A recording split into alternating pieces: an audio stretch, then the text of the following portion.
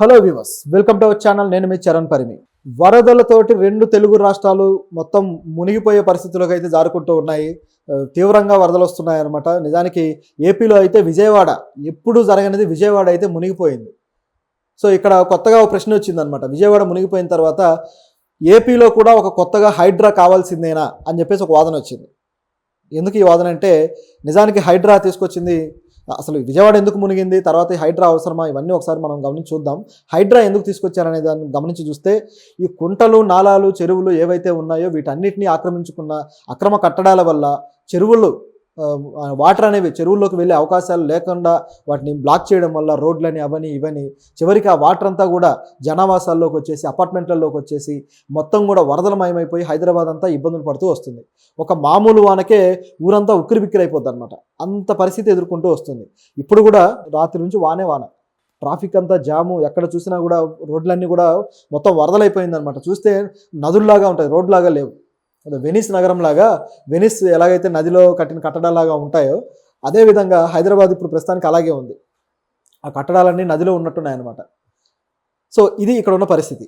ఇదే తరహాలో ఇప్పుడు విజయవాడలో కూడా చూస్తే సగం మునిగిపోయి ఉంది. ఇంకా చెప్పాలంటే గుంటూరులో అయితే ఈరోజు ఒక కారులో ఒక టీచర్ అలాగే కొంతమంది విద్యార్థులు ఆ కారులో ప్రయాణిస్తూ ఉండగా మొత్తం ఈ వరద వాటర్ దెబ్బకి కారు కొట్టుకుపోయి అందరూ చనిపోయారు. ఆ టీచర్ కానీ అలాగే విద్యార్థులు కానీ. చాలా ఘోరమైన సంఘటన. విజయవాడ, గుంటూరు ప్రాంతాల్లో ఈ స్థాయి వరదలు ఎప్పుడూ చూడలేదు. నిజానికి ఆ మధ్యలో ప్రాంతంలో లంక ప్రాంతాలు ఏవైతే డౌన్లో ఉంటాయో అక్కడ వరదలు వస్తాయి.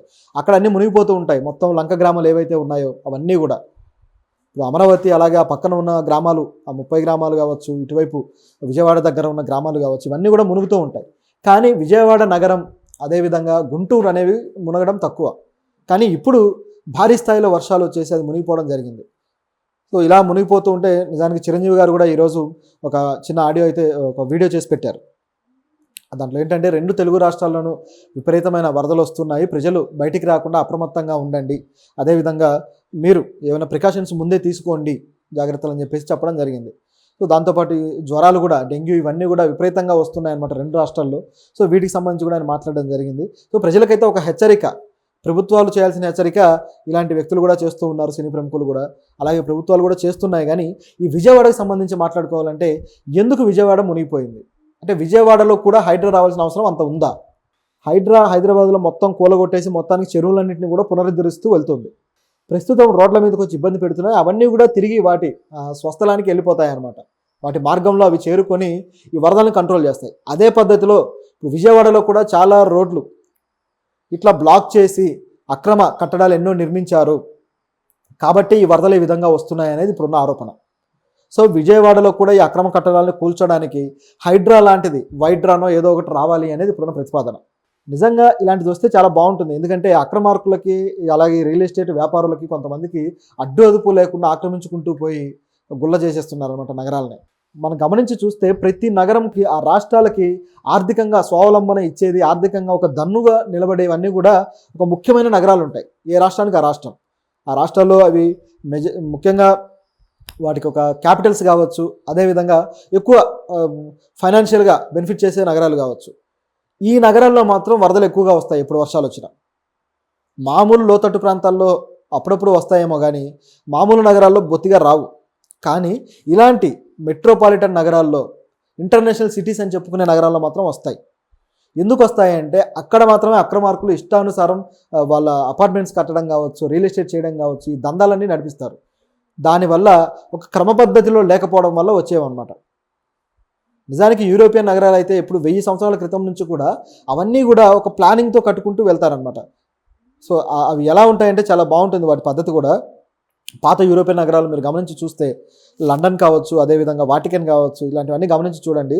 ఎలా ఉంటాయంటే సెంటర్లో ఒక మాన్యుమెంట్ ఐకాన్ ఏదైనా పెట్టుకుంటారు. వాళ్ళకైతే ఒక చర్చో లేకపోతే ఇంకోటో ఏదైనా పార్లమెంటో మాన్యుమెంట్ ఐకాన్ ఒకటి పెట్టుకొని అక్కడి నుంచి చుట్టుపక్కల సరౌండింగ్స్లో డెవలప్ చేస్తూ వెళ్తారంట. అది ఎలా ఉంటుందంటే సర్కిల్ ఓరియంటెడ్గా ఉంటుంది ఆ నగరం డిజైన్ అంతా కూడా. సో ఇలా సర్కిల్ ఓరియంటెడ్గా డిజైన్ చేసుకుంటూ కట్టుకుంటూ వెళ్ళినప్పుడు ఆ వాటర్ ఎటువైపు వెళ్ళాలి, ఏ పద్ధతిలో వాటిని మళ్లించాలి అనే దానికి ఒక కరెక్ట్ క్రమబద్ధమైన పద్ధతి ఉంటుంది. సో మధ్యలో ఎవరు ఏ అపార్ట్మెంట్ ఏది తీసుకొచ్చి అక్రమ కట్టడం కట్టినా ఆ డిజైన్ అనేది ఈజీగా తెలిసిపోతుంది ఇది మధ్యలో వచ్చింది అని. అలా రాకుండా ఒక క్రమ పద్ధతిలో మెయింటైన్ చేస్తారు. అదేవిధంగా మనకు సింధు నాగరికత టైంలో కూడా ఈ డ్రైనేజ్ సిస్టమ్ అంత పకడ్బందీగా ఉండేది. అంటే పై ఎత్తు నుంచి నీళ్లు కిందకి రావడము, అక్కడి నుంచి మళ్ళీ మరొక చోటుకి వెళ్ళడం అనే ఒక ఆర్డర్ ఏదైతే ఉందో చాలా అద్భుతంగా చేశారు గ్రౌండ్ వాటర్ పద్ధతి. సో ఇంత బాగా చేసిన ఇప్పుడు 2500 సంవత్సరాల క్రితం సంగతి ఇదంతా కూడా, క్రీస్తుపూర్వం 2500 సంవత్సరాలు. సో అప్పుడు ఇంత మంచి టెక్నాలజీ తోటి నగరాలను నిర్మించి కాపాడుకోగలిగిన భారతదేశ సంస్కృతి ఇప్పుడు మాత్రం ఈ విధంగా ముంచుకుంటుందన్నమాట. నగరాలన్నింటినీ కూడా ముంపుకు గురి చేసి లక్షల మంది జీవితాలతోటి ఆడుకునే పరిస్థితి క్రియేట్ అవుతుంది. ఎందుకు ఇలా జరుగుతుందంటే ఇలాంటి అక్రమార్కులు కట్టడి చేయకపోవడం వల్ల. నిజంగానే విజయవాడలో అలాగే ఏపీలో ఉన్న ముఖ్యమైన నగరాల్లో ఇలాంటి హైడ్రా లాంటిది అయితే ఒకటి రావాలి, కమిషన్ వచ్చి చర్యలు తీసుకోవాలి. సో ఇప్పుడు విజయవాడలో ఇది మునగడానికి కూడా కొన్ని రకాల చర్యలు కారణమయ్యాయి అన్నమాట. సో అదేంటనేది ఒకసారి గమనించి చూస్తే ఒక ఇంట్రెస్టింగ్ ఎలిమెంట్ ఉంది. నిన్న ఏం జరిగిందంటే విజయవాడలో బుడమేరు గేట్లు ఎత్తేసారనమాట. దాదాపు 11 గేట్లు ముందస్తు సమాచారం లేకుండా ఎత్తేసారు. దాంతో ఆ వాటర్ అంతా కూడా ఒక్కసారిగా ఫోర్స్ఫుల్గా వచ్చేసింది. సో దాంతో ప్రజల్ని కూడా ప్రభుత్వం ముందుగానే అప్రమత్తం చేయలేదు. ఇది నిజానికి ప్రభుత్వం తప్పే. ప్రజలను అప్రమత్తం చేసి ఉంటే బాగుండేది, కానీ అలా చేయకపోవడం వల్ల పెద్ద నష్టం అయితే జరిగిపోయింది.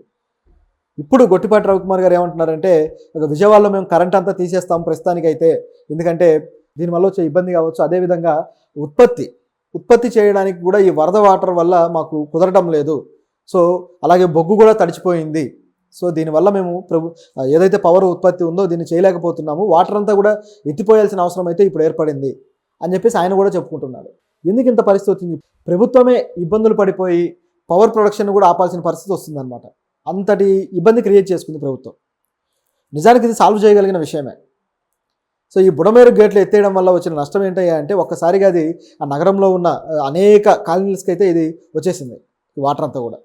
ఆ కాలనీస్ ఏంటి అనేది ఒకసారి చూద్దాం. మనం చూస్తే ఆ బుడమేరు కట్ట తెగిపోయింది రావడం వల్ల, ఫోర్స్ఫుల్గా రావడంతో ఆ కడలూరు దగ్గర బుడమేరు కట్ట తెగిపోయి ఎన్ని ప్రాంతాలు ఇదైపోయాయంటే షాబాదు, కొత్తూరు, తాడేపల్లి, అలాగే జక్కంపూడి వైఎస్ఆర్ కాలనీ, అలాగే Gollapudi road, Sitara centre, milk factory, Urmila Nagar, Ramarajya Nagar, పాత రాజేశ్వరిపేట, కొత్త రాజేశ్వరిపేట, నందమూరి నగర్, ఇందిరానాయక్ నగర్, ఆంధ్రప్రభ కాలనీలు బుడమేరు వరద ముంచెత్తింది.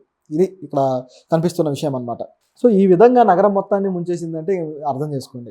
నిజానికైతే ఏదైతే కృష్ణానది ఉంది కదా, ప్రకాశం బ్యారేజీ. సో ప్రకాశం బ్యారేజీకి ఉన్న కెపాసిటీ దాదాపు 5 లక్షల క్యూసెక్ల కెపాసిటీ ఉంది, కానీ వాటర్ వచ్చేసి 7 లక్షల క్యూసెక్ల వాటర్ అయితే వచ్చేసింది. సో దాంతో ఆ ఎక్స్ట్రా వాటర్ ఏదైతే ఉందో దీన్ని ఇక వదలక తప్పని పరిస్థితి ఏర్పడింది అనమాట. అయితే ముందస్తు సమాచారం ఇచ్చుంటే బాగుండేది, ఎందుకంటే వాతావరణ శాఖకి ఆల్రెడీ తెలుసు ఎంత వాటర్ రాబోతుంది, వరద ఎంత ఉండబోతుంది అని. కానీ దీంట్లో వీళ్ళు కొద్దిగా త్వరగా స్పందించకపోవడం వల్ల జరిగిన నష్టం ఏంటంటే ఇమీడియట్గా వాటర్ని వదిలేయడము. సో అదంతా కూడా వరద రూపంలో రావడం. సో ఇది ఇక్కడ ఉన్న పరిస్థితి.